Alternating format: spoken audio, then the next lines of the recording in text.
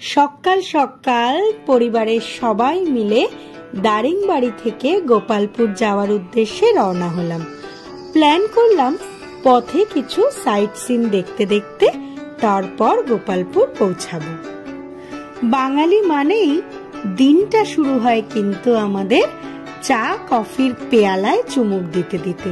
তাই আজও আমরা দিনটা শুরু করলাম কফি বাগান দেখেই।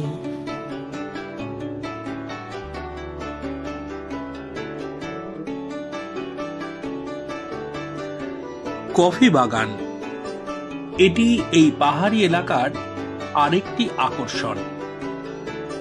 প্রায় ৪৫ হেক্টর জমি জুড়ে বিস্তৃত এই কফি বাগান ওড়িশার মৃত্তিকা সংরক্ষণ বিভাগ দ্বারা পরিচালিত।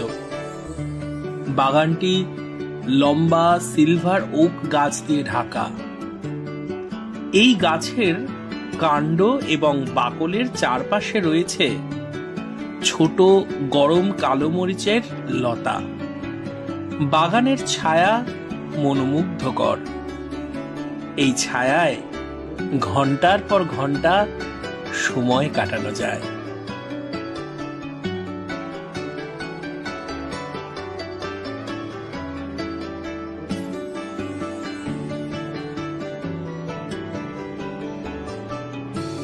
কিন্তু আমরা যে সকলেই সময়ের কাছে বাধা, তাই ইচ্ছে না থাকলেও তড়িঘড়ি বেরিয়ে পড়তে হলো আমাদের পরের ডেস্টিনেশনে। পরের ডেস্টিনেশন মৃদুবান্ডা ওয়াটারফলস।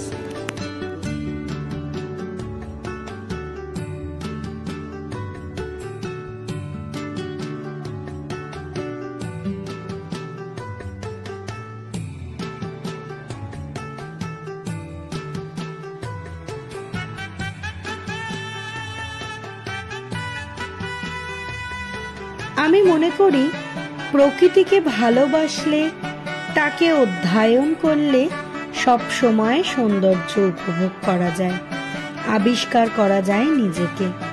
গান, নাচ বা শিল্পের মতো তার সীমানা খান খান করে দেয়, পুরো বিশ্বকে আত্মীয় করে তোলে। এ যেন পৃথিবীর কবিতা। তাই প্রকৃতির সবকিছুতেই রয়েছে চমৎকার কিছু।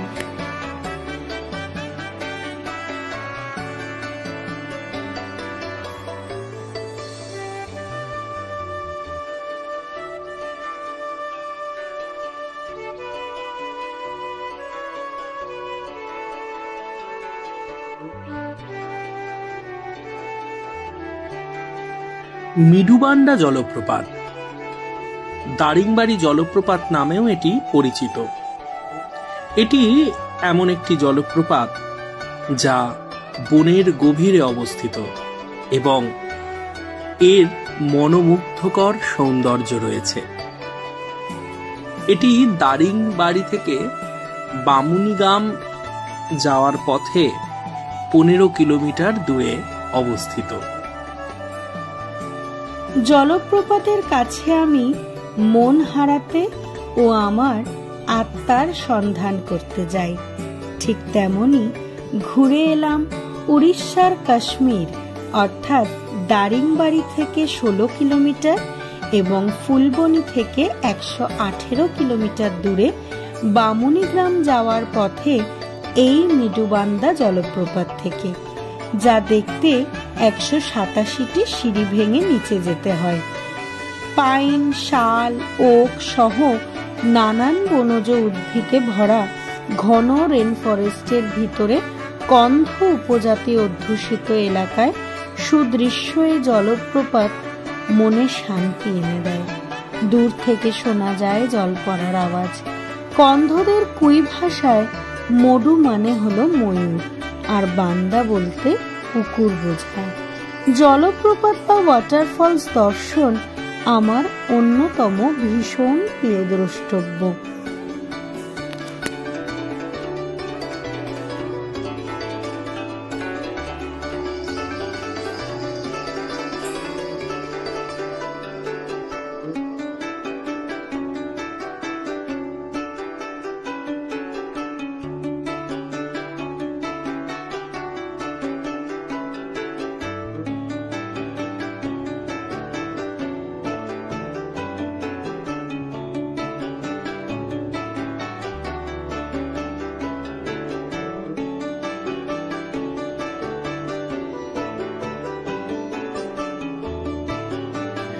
এত সিঁড়ি ভেঙে ওঠানামার পর বড্ড টায়ার্ড লাগছে, সাথে একটু খিদেও পেয়েছে।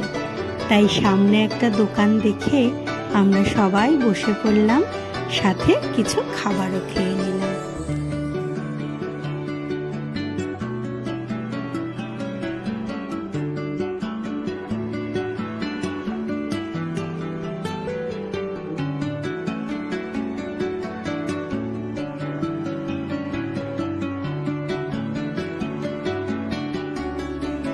ধারাকোট থেকে 23 কিলোমিটার ও ব্রহ্মপুর শহর থেকে 75 কিলোমিটার দূরে ঘাইগঞ্জাম জেলার সুরাডা গ্রামে সুরাডা বাঁধ অবস্থিত, যা চারিদিক পাহাড় ও সবুজ বন দ্বারা বেষ্টিত। ঋষিকুল্লাস নদীর ওপর নির্মিত এই বাঁধ সূর্যোদয়ের সময় অত্যন্ত আকর্ষণীয় হয়ে ওঠে। সুরাডা বাঁধের কাছে পাহাড়ের চূড়ায় একটি মা খুন্তেশ্বরী ও আরেকটি সিদ্ধেশ্বর মন্দির রয়েছে। মা খুন্তেশ্বরী মন্দিরে লক্ষ্মী, দুর্গা, কালীকে একসাথে মিশ্র রূপে পূজা করা হয়। শীতকালের সুন্দর প্রাকৃতিক পরিবেশের জন্য এই বাঁধ পর্যটকদের দৃষ্টি আকর্ষণ করে। দারিংবাড়ি ও তার আশেপাশের বেশ কিছু জায়গা ঘুরে দেখা আমাদের শেষ হলো। কিছুক্ষণের মধ্যেই পৌঁছাবো আমরা গোপালপুরে, তাই খুব তাড়াতাড়ি গোপালপুরের ভিডিও নিয়ে আপনাদের সামনে ফেরত আসবো। ততক্ষণ সবাই খুব ভালো থাকুন, সুস্থ থাকুন আর আমাদের সঙ্গে থাকুন। টাটা।